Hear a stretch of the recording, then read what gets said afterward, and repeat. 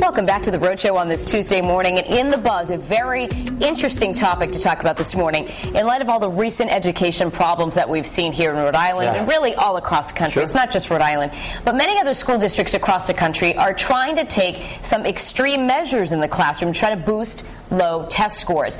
But this latest plan, which is out of Florida, has the teachers getting graded instead of the students. Here's how it would work. Instead of giving teachers pay raises based on the number of years on the job, the bill would have schools test students at the end of the year to measure their progress, and the teachers who created the most successful students would get the best raises. Those who disagree with the plan say it's just an attack on public education. Take a look. I think we're seeing the beginning of the end of public education. The worst thing that's going to happen to kids are they're going to have less qualified teachers in front of them. This will run teachers out of the profession.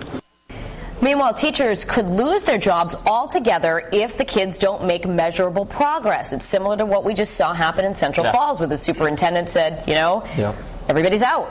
And then you had the president stepping in and making a comment on it as well. So certainly a hot topic. But I mean, what do you guys think about making these sort of incentive-based programs? I think it's almost like a catch-22. I think it's a good idea to motivate teachers. If their students are making a ton of progress, you know what? Reward them.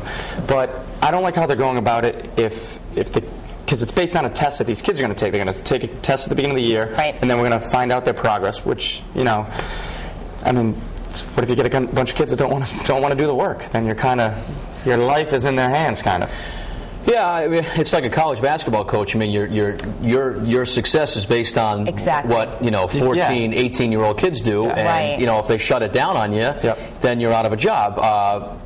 That's sort of a parallel. You can be an amazing coach with bad players. True, but the thing with some teachers is, the job security involved with teaching is pretty amazing. I mean, it is. You can keep your job for a very long time, and you have to be, and I'm not saying this about all teachers, but you can just get by and still keep your job. I mean, tenure is a wonderful thing, and you keep your job for a long time based on job experience. I mean, would it hurt to maybe tweak the system a little bit to keep some of the teachers that aren't as motivated as they used to be more motivated as they get advanced in their careers? I think it could. I really think a modified incentive-based program is not a bad idea, because as we all know, incentives do work. Sure. Whether it's in teaching or any industry. And be rewarded if you've been there a long time and you're still doing well. It just probably shouldn't be so harsh and threatening if the scores aren't where they should be. My fifth grade teacher, Mr. Monticelli, never did anything by the book. He was, he just didn't do it by the book. He didn't go by the curriculum.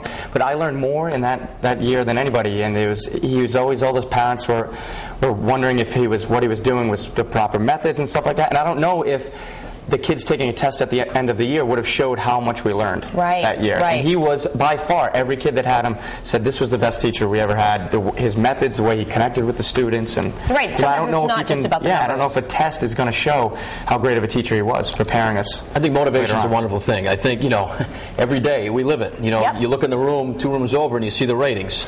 If the ratings aren't good, guess who's out of a job, eventually. So well, we all motivate each other. I mean, I'm motivated just to get up to look at you two guys in the morning. That's right. Come on. What more do I really need, right? You drive the ratings, Danielle.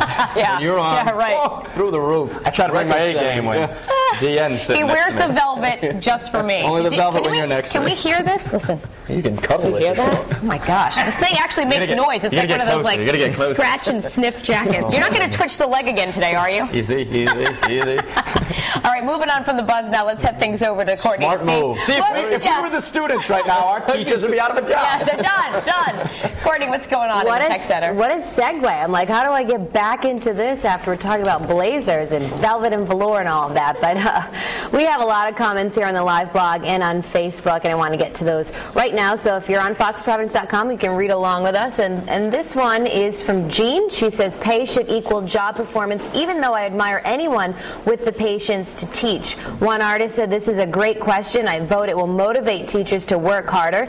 In the business world, that's how it works. And our own Michelle Muscatello is weighing in. She said, I don't think the plan will hurt education, but I think there's a limit to what teachers can do if they don't have the support or more help from the parents.